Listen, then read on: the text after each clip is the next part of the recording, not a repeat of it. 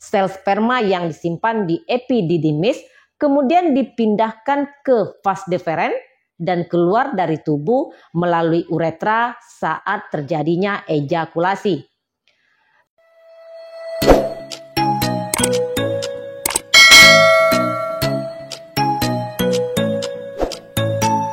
Assalamualaikum warahmatullahi wabarakatuh.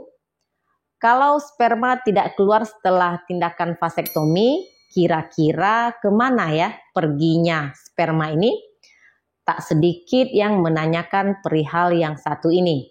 Di video ini saya akan jelaskan kemana perginya sperma setelah tindakan vasektomi. Bersama saya Devi Febriani, perawat kamar bedah. Tonton videonya sampai selesai. Sekilas saja, vasektomi ini merupakan suatu tindakan medis yang dilakukan dengan cara memotong vas deferens seorang pria.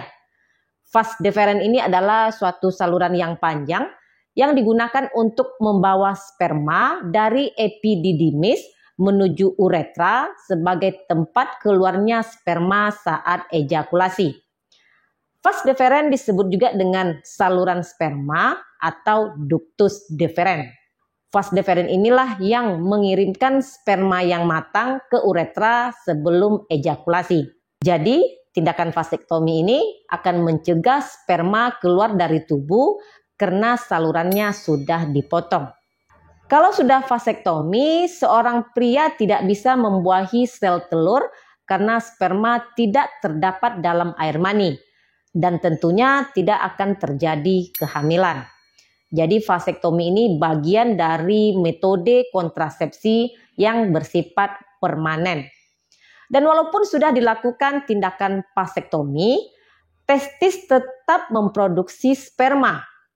Kemana ya kira-kira sperma yang diproduksi oleh testis jika tidak dikeluarkan? Apakah berbahaya jika sperma tersebut tidak keluar dari tubuh? Vasektomi tidak menghentikan tubuh untuk memproduksi sperma. Vasektomi hanya menghentikan sperma yang dihasilkan agar tidak menjadi bagian dari cairan yang Anda ejakulasikan. Prosedur ini sama sekali tidak mengganggu testis Anda yang merupakan pabrik dari sperma. Sebelum vasektomi, sperma yang diproduksi di testis dipindahkan dan disimpan dalam tabung melingkar rapat yang disebut dengan epididymis. Sel sperma yang disimpan di epididymis kemudian dipindahkan ke vas deferens dan keluar dari tubuh melalui uretra saat terjadinya ejakulasi. Selama vasektomi, vas deferens akan dipotong atau diblokir. Jadi menutup jalur yang dilalui sperma untuk keluar dari tubuh. Jadi sperma yang diproduksi di testis dan disimpan di epididymis tidak dapat lagi keluar dari epididymis melalui vas deferens untuk menjadi bagian dari air mani yang Anda ejakulasikan. Sperma tetap tersimpan dan tidak digunakan dalam epididymis selama beberapa waktu.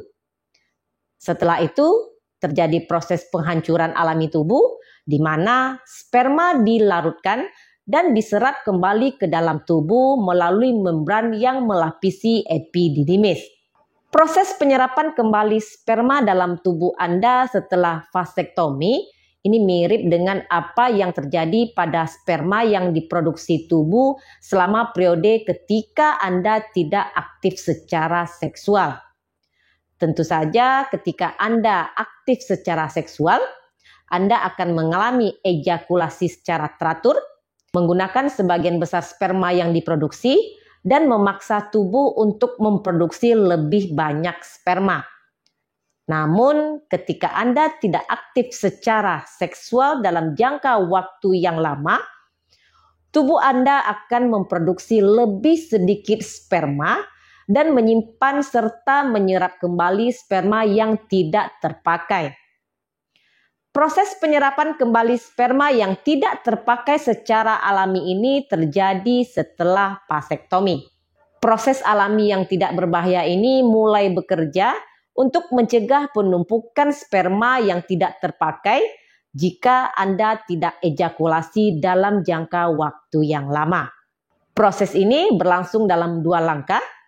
Pertama, tubuh menggunakan sel pembersih khusus, yaitu disebut dengan makrofag, untuk memecah sperma lama atau yang tidak terpakai dengan melarutkannya. Dan yang kedua, sisa-sisa sel sperma yang telah dipecah akan diserap ke dalam membran yang melapisi epididymis. Jadi tak perlu khawatir lagi tentang keberadaan sperma setelah vasektomi.